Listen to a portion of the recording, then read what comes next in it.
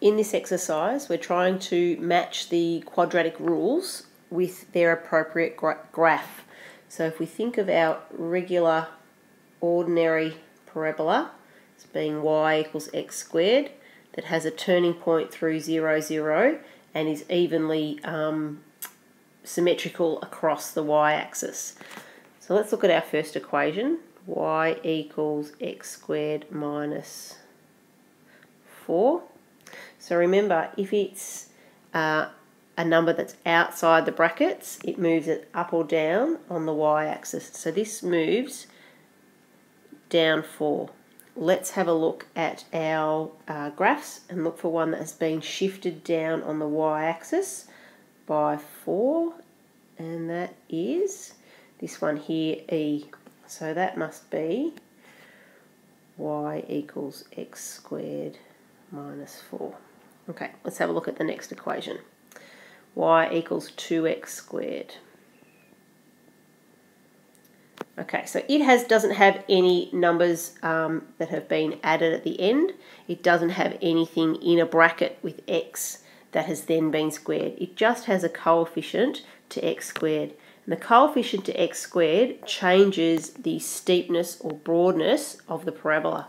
So remember, if the number is greater than 1, that makes the graph steeper. If the number is between 0 and 1, it makes the graph brought up like a dish.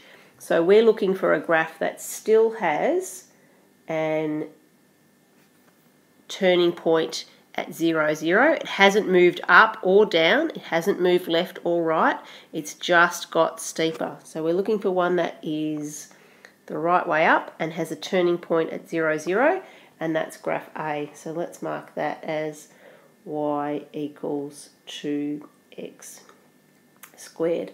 I can double check and that it's the correct graph. Let's sub in a value for x. Let's put in x is 1. So that means when x is 1, y equals 2 times 1 squared. 2 times 1 squared is 2. So let's look on our graph here. We can see when x is 1, y equals 2. So it is the right graph. Okay, next one is y equals x plus 1 all squared. Okay, so this time we've got a number that's in the brackets with x. That means that this graph is going to be translated left or right across the x-axis in the direction opposite to what we expect. So it's actually going to move one place to the left. So we're looking for a graph that looks like y equals x squared but has been shifted one place, the turning point, one spot to the left in the negative direction, and this one here, C. So let's label that as y equals x plus 1 all squared. Okay, next one. So that moved left 1. Next one is y equals x minus 3 all squared. So again, we've got a translation that's inside the brackets with x. It's going to move left or right in the direction opposite to what we expect. So this is actually going to move 3 places, if I can get my pen to work, 3 places to the right. So looking at the graphs, I'm looking for a parabola that originally started through 0, 0. It's moved through 3 places to the right, so it's going to look something like this. 3 places to the right, it's going to be D. So y equals x minus 3 all squared. And last one, y equals negative x squared plus 2. So 2 things happening here. The first one is I have a negative coefficient to x. That means that my parabola is going to be turned upside down. Second thing, I have 2 being added. It's outside the brackets. So that means it's going to move up or down in the direction I expect. So plus 2 it's going to move 2 spots up the y-axis. So I can see in this graph here, it's been flipped upside down, as I expected, with the negative coefficient, and the turning point, instead of going through here at 0, 0, the graph has been shifted 2 spots up, so 2 places up the y-axis. So we can label this one as y equals negative x squared plus 2. Okay, let's have a look at the next one. Alright, question 8. Sketch the following graphs labelling the turning point and the y-intercept. Let's do the first one. So A, we've got y equals x squared plus 2. So I'm just going to think about what I think this graph's going to look like.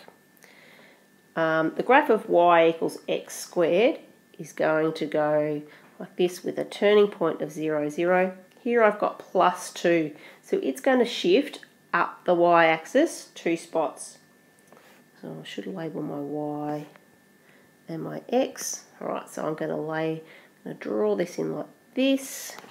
I'm going to label this point here on the y as 2. Okay, so my turning point is 0, 2. I also need to label the y-intercept, which I've done. It goes to at 2. Now technically I always should give 2 points when I'm sketching a graph, and in this case I've only given 1. So I'm going to sub in another point. Let me sub in x is 2. I could pick any point that I like. So in my equation, y equals 2 squared plus 2, so y equals 6. So my second point is 2, 6. When x equals 2, y equals 6. So if I mark another point here on the graph, what can they say this point is 2, 6. Okay, let's have a look at B. So y equals negative x squared minus 5. Alright, so the negative coefficient of x squared tells me it's going to be flipped upside down. The negative 5, it's outside the bracket, so it's going to move it up or down the y-axis. So this is going to move it down 5. So it's going to be flipped upside down and shifted down 5. Okay, let's draw that. Okay, so it's new turning point.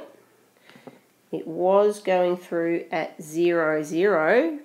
It's going to be flipped upside down, so it's going to look something like that.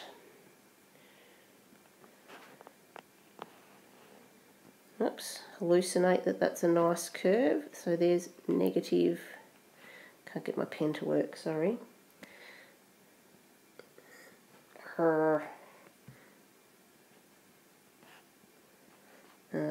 Okay, it's not working at all. I've got a problem. So that turning point there that I can't label because my pen's not working is 0, negative 5. And I should label another point. Let's see if I can label one over here. So let's say when x is 2 again. So y, let me do it, y equals negative 2 squared minus 5. So 2 squared is 4, 4 minus 5. So this point here must be negative 9. So when x is 2, y is negative 9. Sorry, Connor, that's a little bit dodgy. Okay. Let's have a look at another one. We might go over the page. Okay. So this third one here, if I have a look at it, I can see that the plus 2 is in the brackets with x. So that means it's going to move left or right in the direction that's different to what I expect. So y equals x plus 2 all squared. Okay, so my parabola originally started like this, going through 0, 0. It's being moved 2 places to the left. So, oops, left 2. So it's now going to look something like this. Okay, so I need to label the turning point. So my turning point is going to be at -2, 0.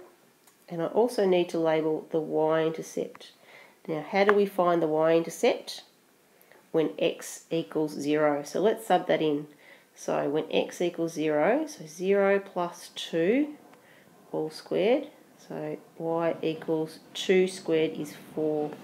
So the y-intercept is 4. And again, I'm not being very good here. I'm not labelling my axis. Please make sure you do that. Okay, next one. We have y equals minus x minus 3 all squared.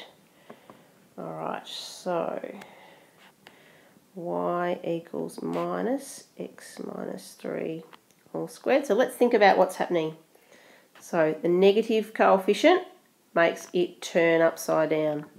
The -3 in the brackets moves it left or right in the direction opposite to what we expect. If it was outside, it would move it up or down. Inside, moves it left or right. So let's do a sketch of what that's going to look like. So it's going to be flipped upside down, and then it's going to be moved 3 to the right. So 1, 2, let's move it here. So it's going to look like that. Sorry, something wrong with my texter. Okay, so our turning point is at +3, 0. My y-intercept over here, we know the y-intercept is going to happen when x equals 0. So let's put that in. Y equals minus 0 minus 3 all squared. So y equals minus